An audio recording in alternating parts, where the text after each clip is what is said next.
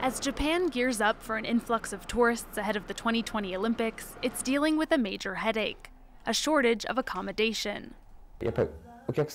Since the number of foreign tourists has risen so much, I find it very difficult now to get reservations at hotels.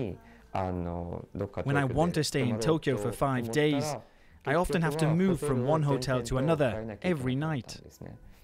In recent years, home sharing on sites like Airbnb has become increasingly popular in Japan. But the rules for hosts were complex and unclear. The so-called Minpaku law aims to change that.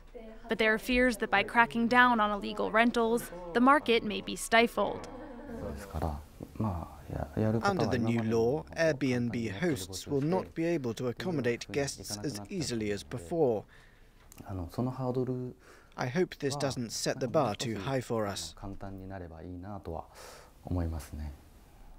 This law is the first of its kind in Asia and will allow short-term rentals throughout Japan.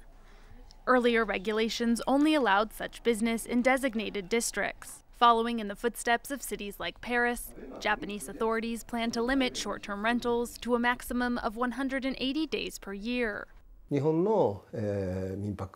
new law will set the trends for normalizing Japan's home sharing market. I welcome it. Until recently, Airbnb had dominated the holiday rental market in Japan, with over 60,000 listings.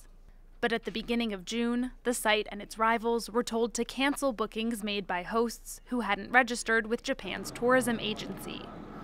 That led Airbnb to remove most of its listings while it waited for the necessary paperwork. A move that could add to Japan's accommodation shortage at a time when the number of visitors is set to rise.